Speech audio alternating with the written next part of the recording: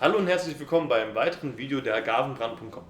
Heute, wieder im Tasting-Format, stellen wir euch 3 verschiedene Blancos vor, die auch gleichzeitig unterschiedliche Kategorien repräsentieren. Einmal der El Jimador von Brown Forman. Der liegt preislich bei 22 Euro ungefähr.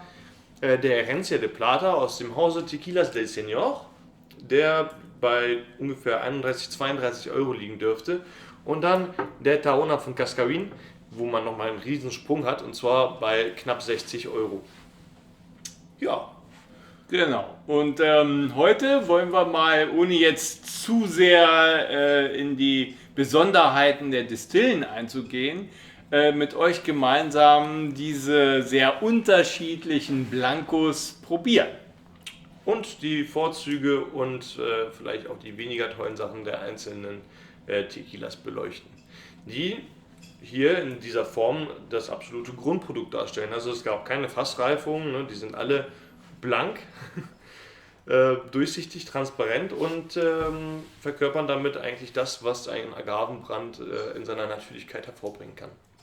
So, und dann wollen wir mal gleich zur Praxis überschreiten und wir fangen an mit unserem neuesten Produkt, dem El Jimador, den ihr ja wahrscheinlich schon aus unserem Cocktail-Video kennt, weil dafür eignet er sich ganz besonders. Aber man kann ihn auch pur genießen, denn es ist ein 100% Agave. Und damit nicht mit irgendwelchen Fremdzuckern gefüttert. Ja. Was das größte Unterscheidungsmerkmal ist zu den Tequilas, die man so in der Preiskategorie bis 15 Euro findet. Ja. Und die Distille, die hat schon eine gewisse Effizienz, das sieht man allein schon an der Fördertechnik etc., macht aber auch Premium-Tequilas. Nur der El Jimador, um halt das Kostenziel zu erreichen, ne, kommt zum Beispiel aus dem Diffusor. Ne? Und jetzt wollen wir mal zusammen schnuppern, ne, was für Aromen da so rüberkommen.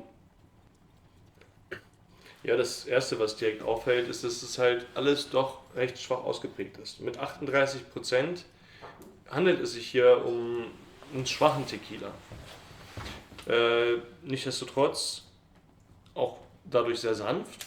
Also gerade diejenigen, die dann einen hochwertigen Tequila-Shot zu sich nehmen wollen, werden da ihre Freude dann finden, denn der wird wahrscheinlich sehr gut runtergehen. Und das Aroma ist auch sehr diskret. Ne? Also da riecht man jetzt nicht irgendwelchen Fusel raus. Ne? Agave, ne? Logischerweise. Ja, in dem Fall vermutlich rohe oder gekochte Agave, so in dem Raum bewegt sich das. Also man kann, je nachdem, was für ein Herstellungsverfahren angewandt wurde, dann auch quasi bei dem Agavenaroma, was man findet, dann nochmal differenzieren. Zumindest meine ich das wahrzunehmen. Mhm. Also ich habe ein bisschen schwarzen Pfeffer rausgerochen jetzt. Ja. Was Blancos oft haben. Ja, genau. Zitrus, also das hat man häufig, glaube ich, bei den Lowland Agave, wenn ich mich nicht ganz täusche. Und dabei handelt es sich bei allen dreien. Richtig. Also, Ne? Also nochmal die Standorte. Der El Jimador kommt aus Amatitan, ja, zwischen Tequila und der Hauptstadt Guadalajara. Ja. Der Cascavín kommt aus El Arenal, auch ein wunderschöner Ort zwischen Tequila und Guadalajara. Und der Tequilas del Señor kommt aus Tlaquepaque, einem Ortsteil von Guadalajara. Aber alles Lowland. Und also so ein bisschen riecht man Hustensaft raus. Ja? hat was Medizinisches. Ja, aber nicht sehr stark ausgeprägt. Das kommt wahrscheinlich vom Diffusor, weiß ich nicht. Ja, wollen wir testen? Ja, Ja. sehr gut. Erstaunlich mild für ein Blanco. Ja. Aber bestätigt sich eigentlich klar, dominant. Aber auch nichtsdestotrotz gefolgt von dem, was man als Hustensaft oder medizinisch oder eventuell Ja, nicht wohlwollend als Desinfektionsmittel bezeichnen könnte. Ja, ich würde es vielleicht so als Eukalyptus identifizieren. Also vom Geschmack her, das ist vielleicht die Assoziation zum Hustensaft. Und der schwarze Pfeffer, ne? Also den hat er auch. Ja, doch, auf jeden Fall. Aber, also die Milde dieses Blancos hier erinnert schon an den Cristalino. Ja, kann man damit schon vergleichen, liegt vielleicht auch an dem niedrigeren Alkoholgehalt. Ne? Das brennt dann nicht ganz so stark. Ne? Aber ein toller Tequila. Ja? Also für den Preis. Fairerweise muss man das schon sagen. Ja, also wenn man sich hochwertige Shots genehmen möchte, dann kann man dazu auf jeden Fall gut empfehlen. Und auch kein schlechtes Gewissen haben, die dann einfach runterzustoßen. Oder halt auch einen Abend mit Cocktails zu füllen. Ja, gut, eingefüllt haben wir ja schon. Dann würde ich jetzt mal zur Mittelklasse überleiten. Tequilas del Señor, eine sehr sympathische Familie. Also nicht ein Großunternehmen wie Braun-Forman. Und die unterscheiden sich jetzt zum El Jimador dadurch, dass sie das Backen bei diesem Produkt hier im Autoklaven machen und sonst Rollermüll, also Standardverfahren. Und haben ihr eigenes Wasser in guter Qualität. Ja, also man nimmt direkt eine Zunahme der Güte wahr, was das Agavenaroma betrifft. Es macht einfach einen riesen Unterschied, wenn man jetzt die Agaven ausschließlich in der Autoklave hat oder halt auch durch einen Diffusor jagt. Und das ist einfach natürlicher. Deutlich näher dran an dem, was man jetzt von einer Agave erwarten würde, wenn man da jetzt in dem zubereiteten Zustand mal von kosten würde. Ja, etwas Frisches. Ja. Also er hat auch dieses Zitrusartige, erinnert mich aber an mein Frühstück. Weißt du warum? Nee. Grapefruit. Okay. Also, ich nenne das immer noch Pampelmuse, ja. Aber ich weiß nicht, ich esse jeden Morgen eine halbe Pampelmuse, ne? Und doch, der hat ganz deutlich Ja. Pampelmusenaromen. Ja, Ich kann es gar nicht erwarten zu probieren. Ich kenne ja eigentlich schon, aber. Ja, was auch interessant an ihm ist, dass der Pfeffer, finde ich. Hat er auch, ja. Finde ich nicht. Ich finde, der ist nicht ausgeprägt. Ich finde, der riecht fruchtig. Ich finde, der hat eigentlich fast schon das, was man irgendwie so von den Highland-Agaven sich verspricht. Ich finde gerade dieses Pfeffrige fehlt bei dem Herencia de Plata, also aus meiner Sicht. Also eine gewisse Pfeffernote. Ja, ganz leicht ausgeprägt vielleicht, aber das könnte auch der Alkohol sein, finde ich. Also, Oder noch Gaumeneffekte vom vorherigen, aber. der vorherige war ja pfeffrig. Ja, eben deswegen, ja. Vielleicht ist das eine Interferenz. Ups, ich glaube, wir sollten jetzt mal probieren, bevor ich noch alles wegkippe hier.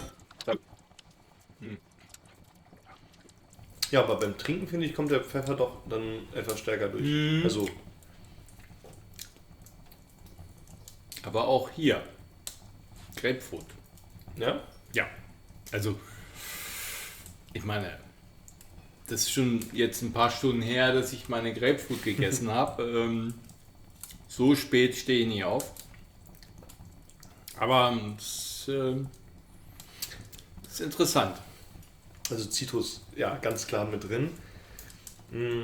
Die gekochte Agave definitiv auch. Also und wirklich auch nochmal auf einem ganz anderen Level als bei dem El Jimador.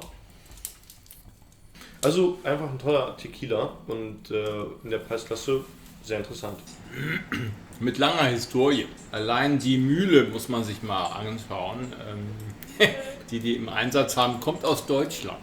Ne? Ja, stimmt. So, und jetzt wollen wir mal zum Flaggschiff überleiten. meinem Cascawin absoluten Liebling. Also, aus El Arenal. Ja. Und ja, er unterscheidet sich halt zum Herencia darin, dass er also in dem Brickofen, also im Steinofen gebackene Agaven verwendet und dann eben nicht durch die Rollermill, also Mühle geht, sondern mit dem runden Mühlstein der Tahona verarbeitet wird. Ne? Ich sag mal, wer Conan der Barbar gesehen hat, weiß, wovon man spricht, wenn wir von der Tahona sprechen. ja. Ne? Und er kostet ja fast das Doppelte von dem hier. Das muss man sich auch mal auf der Zunge zergehen lassen. Ne? Das hängt natürlich auch mit dem Verfahren zusammen, aber die Distille hat eben auch ein Ranking im Matchmaker vom Platz Nummer 3. Also im Tequila Matchmaker auf Platz Nummer 3 von 144 Distillen, glaube ich. Ich glaube, Brown Forman müsste bei 90 ungefähr liegen. Tequila del Señor bei 70. Also alles nicht schlecht, weil es halt einfach eine Fülle gibt. Und die auch nicht so groß sind. Also das ist ein kleines Familienunternehmen. Deswegen sind die im Ranking auch einfach nicht so stark vertreten. Ja. Allerdings ist diese Gliederung einfach auch, also da rechtfertigt sich auch der Preis einfach von dem Cascawin. Ja. Und ich habe schon eine riesen Vorfreude, den zu probieren. Wirklich. Ja, und also Cascawin ist auch was Besonderes, weil die mal unorthodoxe Verfahren anwenden. Ja, also das ist die einzige Tequila-Distille, die ich kenne, die auch mal zum Spaß im Erdloch die Agaven backen. Ja, das ist ein absolutes No-Go bei Tequila, das ist Mezcal eigentlich. Ne? Aber weil die eben auch sich auf ihre Ursprünge berufen, machen sie das ab und zu auch mal. Das sind dann die ganz teuren Varianten. Aber wir wollen jetzt mal mit unserem Premium-Produkt Tahona, der übrigens auch additivfrei ist, ne? Anders als andere, was eben auch ein Prädikat ist, nochmal zur Gemüte führen. Ja. Ich versuche mal nicht zu weinen. Ich weiß nicht, ob ich diese Anekdote schon mal in einem anderen Video gebracht habe. Auf jeden Fall durften wir in der Distille auch von den Agaven probieren, die sie frisch aus dem Backofen genommen haben. Und da gibt es Fotos. Ja, genau. Das führt auf jeden Fall auch wieder zu dem Punkt zurück, was ich meinte, dass es unterschiedliche Agavenaromen gibt, meines Empfinden nach. Und hier finde ich halt einfach die gebackene Agave. Nicht gekochte Agave oder roh und gekocht, sondern wirklich gebacken. Also irgendwo etwas Karamellisiertes. Aber dann nochmal von der Agave, was ja an und für sich schon was Exotisches ist, war für mich dann halt einfach... wie sagt man, mindblowing. Ja, also jetzt zum Aroma mal, ja, also der Jimador sehr diskret, man riecht ihn kaum, ja. Hier wird man geradezu überwältigt und das ist additivfrei, also da ist nichts beigemengt. Ja, und der hat aber auch 4% mehr, ne? Das kann man dazu sagen, der ist stärker, aber das ist eigentlich ein Gütekriterium. Ja, und er hat sowas Fruchtiges. Also ich rieche hier frisch gemähtes Gras raus. Ja. Neben Agave natürlich. Pfeffer. Also Pfeffer ist da auch mit drin, aber... Ich würde sagen grüner Pfeffer, weil es hat was Frisches.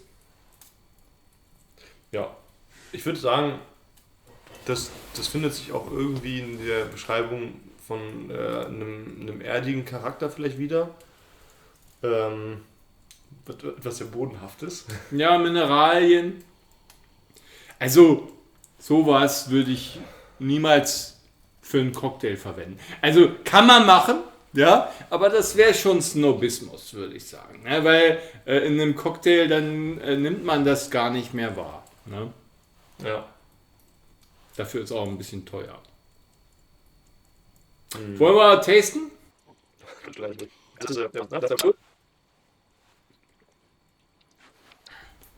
Er brennt natürlich mehr. Ja. Aber es ist ein guter Brand. Also ich finde, das ist halt das, was man den teuren Abgang nennt. Also du hast mehr was vom Geschmack, von den Aromen. Man muss sich halt mehr auf das konzentrieren, was der Agavenbrand einen quasi mitliefert. Währenddessen der hier runtergeht wie fast wie Wasser, hinterlässt er aber auch keinen bleibenden Eindruck. Der Herencia de Plata hinterlässt einen bleibenden Eindruck, ist aber immer noch recht sanft und bei Weitem nicht so aromatisch wie der Tahona von Cascavin. Das ist halt also absolut verständlich, warum die Distille im Ranking so weit oben liegt. Auch eine kleine Distille, aber die haben halt dann auch nochmal durch Qualität überzeugt. Probiert's aus. Ja, also man kann hier viel erzählen. Ja. Am besten mal selber testen. Ja. Dann versteht man das auch besser. Das kann man mit Worten gar nicht so gut wiedergeben. Ja. Wenn ihr der Meinung seid, einen besseren Blanco gefunden zu haben, dann gebt mal gern Bescheid. Mich konnte bisher noch keiner überzeugen. Also zumindest nicht dermaßen.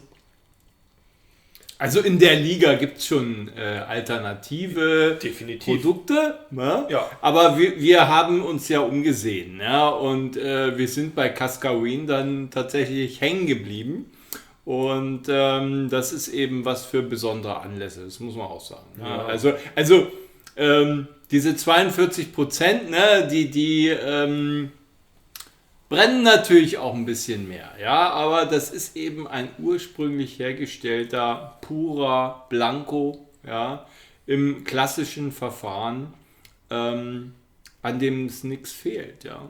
Wenn man das Fazit ziehen möchte, könnte man vielleicht sagen, diejenigen, die jetzt sich an dem reinen Geschmack einer Spirituose nicht so sehr erfreuen können, also nicht gerne, weiß ich nicht, meinen richtig teuren Obst in die Hand nehmen oder sowas, sondern lieber gerne zu einem Mittelklasse oder günstigen Obstler greifen oder Korn oder Wodka, sonst welche Spirituose, dann kann man die hier nicht so empfehlen. Ne? Die arbeitet halt wirklich noch im Nachhinein im Mundraum, im Rachen nach, aber diejenigen, die sich daran quasi erfreuen können, die werden in diesem Blanco dann halt das erleben, was man sich von einer teuren Spirituose verspricht.